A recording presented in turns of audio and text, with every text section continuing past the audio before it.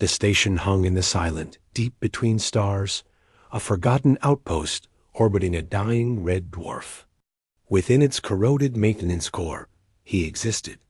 He had once had a name, but it had dissolved along with his flesh, his memories, his humanity. Now he was a nexus of suffering, a living brain and spinal column suspended in amber nutrient gel, woven into the very machinery that had been meant to enhance him. Cables replaced nerves, pistons acted as muscles, and a single optical sensor, mounted where a face should have been, served as his weeping eye. The rest of his head was encased in a seamless shell of plasteel, his mouth forever sealed behind it. His consciousness was a prisoner in a fortress of his own making, built for him by masters who had long since departed. He perceived the world through a haze of diagnostic data and chronic, agonizing feedback. The station's groans were his aches. The flicker of failing lights was a migraine. He had screamed until his vocal synthesizer had blown out centuries ago. Now he only thought. His thoughts were a single repeating mantra of despair. I am here. I am this. I will be like this forever. The universe, however, had a different plan. A ship, not of human design, bled velocity at the edge of the system. It was a scavenger craft, small and patched together, belonging to one of the Banished. Her species had been cast out of the galactic consensus for the crime of empathy, deemed too irrational, too emotional, too invested in the affairs of others. She was a collector of broken things, and the silent station called to her. She docked with a gentle hiss, her environment suit filtering the stale metallic air. She moved through the derelict corridors, her large, dark eyes taking in the emptiness.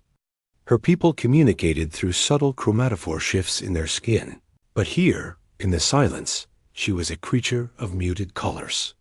She followed the thrum of power to the core. There, she found Hindot. It was not the grotesque fusion of man and machine that arrested her. It was the single bloodshot human eye that tracked her from within its housing. The eye was not mechanical. It was wet, organic, alive with a pain so profound it transcended species. She approached, not with horror, but with a stillness that was her kind's deepest expression of respect. He saw her through his sensor. An alien, a slender form, skin like polished river stone, a face without a mouth, but with those vast, absorbing eyes. He expected scavenging, violence, a final severing of his cables. Instead, she stood and observed. She saw the truth. She saw the prison. Her tools were not for salvage, but for delicate reconnection. She worked in silence for hours, her thin fingers tracing conduit lines and neural feeds. She bypassed the agony-inducing feedback loops. She isolated the life support from the station's control systems.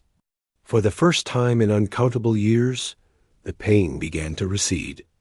It did not vanish, but it dulled from a raging fire to a cold, numb ache. The relief was so shocking it felt like a new kind of pain. Then she found the old, hardened interface port. From a pouch at her side, she produced a speaker, a simple, archaic device. She wired it into the port, linking it to his cognitive center. A static hiss filled the air. He had a voice. He formed a thought, and for the first time in centuries, it was heard outside his own skull.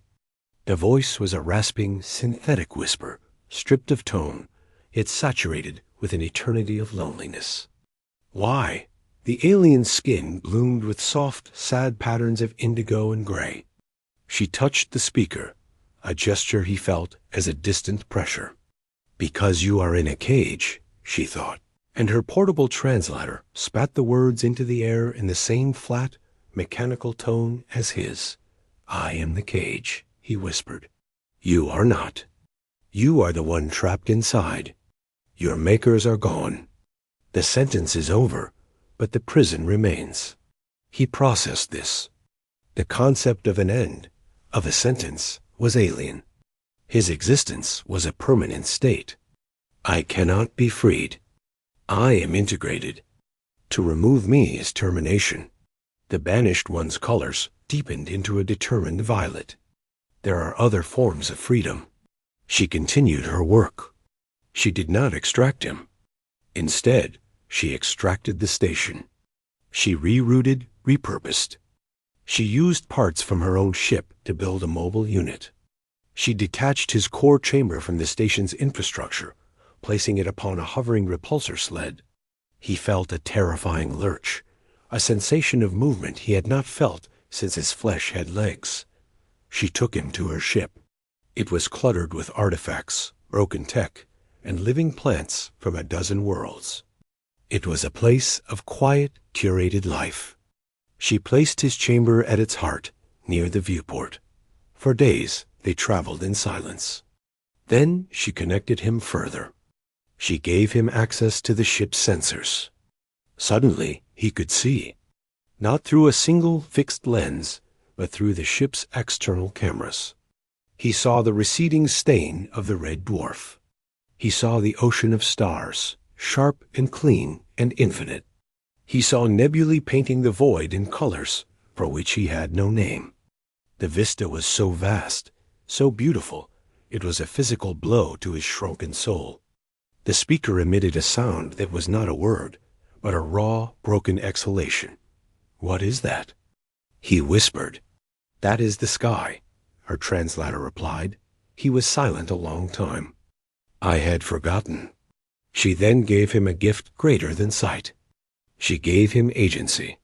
She patched a control interface into his neural feed. Not for the life support, not for the pain, but for a single small articulated arm mounted beside his chamber.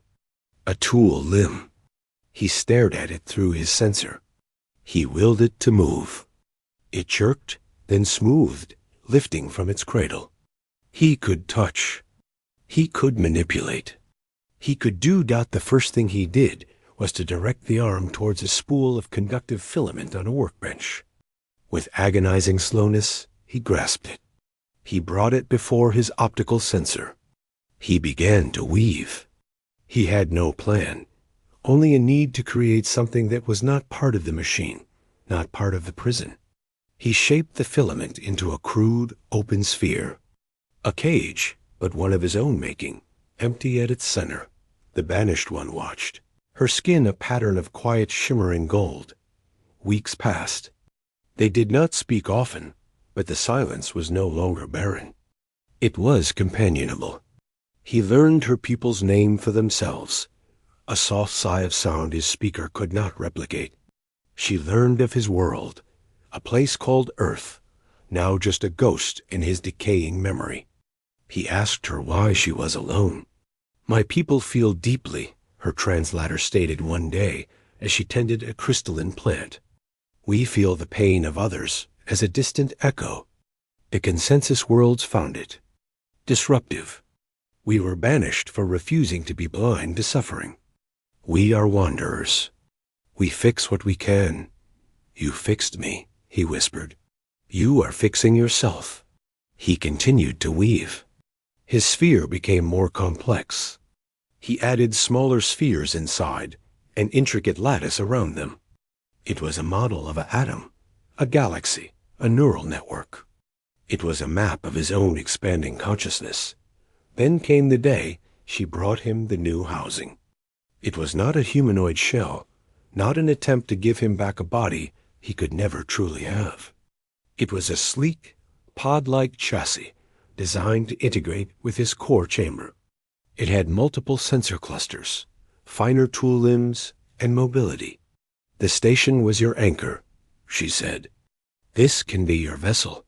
The transfer was delicate. She moved his brain and spine, the gel suspension, the essential life support, into the new pod. It was the most profound terror he had ever known, a second birth. When it was done, he activated his new sensors. His view was panoramic. He could see her fully, standing back, her colors a nervous, hopeful silver. He flexed a new, graceful limb. He moved, gliding a few feet across the deck. It was not walking. It was flying. He turned his main sensor to the viewport. A brilliant blue-white star hung in the blackness, forming a ring of planetesimals. He looked at the intricate metal sculpture he had made, now anchored to his new chassis. He looked at the Banished one, who had dismantled his forever without a single act of violence.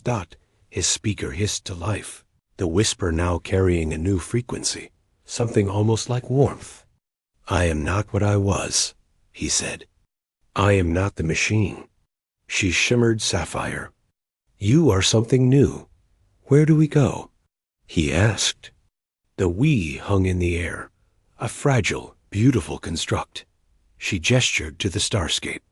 "There are many silent stations, many cages. The universe is full of forgotten suffering." He processed this. He felt not the old cold dread, but a different charge of purpose. He was a living testament to the fact that cages could be opened, that forever could end.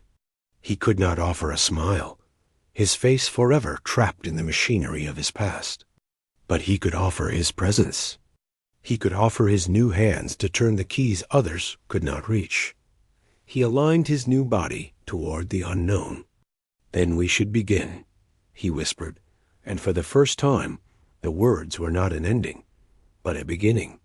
Together, the Banished and the freed turned their ship toward the dark, carrying a small woven sphere that sparkled with reflected starlight, a perfect, empty cage holding only light.